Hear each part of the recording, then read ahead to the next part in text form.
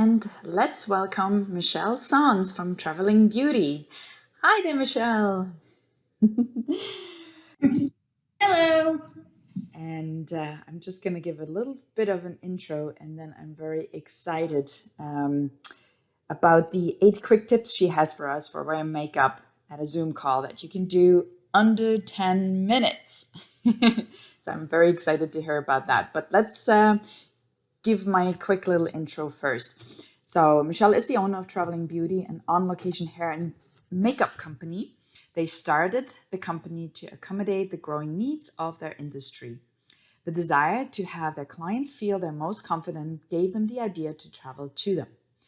They are available for weddings, photo shoots, yes, and we have one coming up just in a couple of days here, actually. Yep. So we will travel on location to wherever the person is getting ready. For you, having the client come to the studio is ideal because she's not having to run from one place to another. So we get to work with this client. You get to speak with them about what they're looking for as they get ready with me.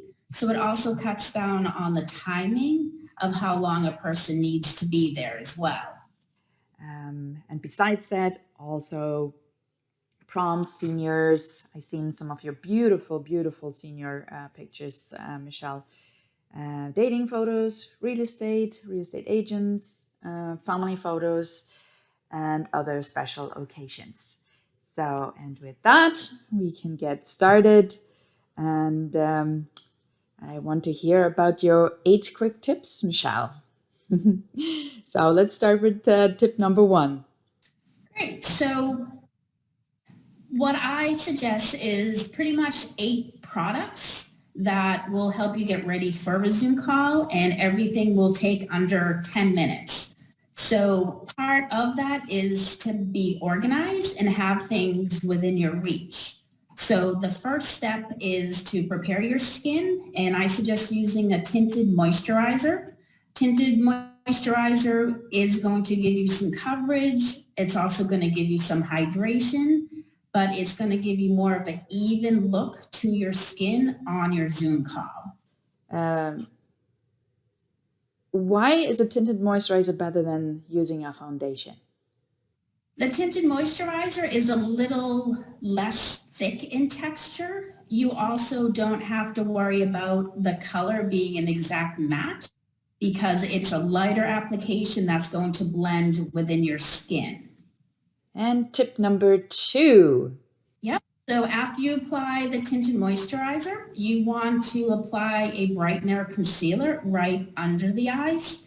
And your concealer should be 1 to 2 shades lighter than your foundation. So it does give more of that brightening look under the eye. This type of product you can apply more than once if you need additional coverage, but this is what's really going to help you look awake on your Zoom calls. Very important. What type of concealer do you actually recommend, Michelle? I like ones that have a light reflector in them and that can be applied more with a brush. So this won't get into the fine lines because it's thinner. And again, it has that light brightener in it.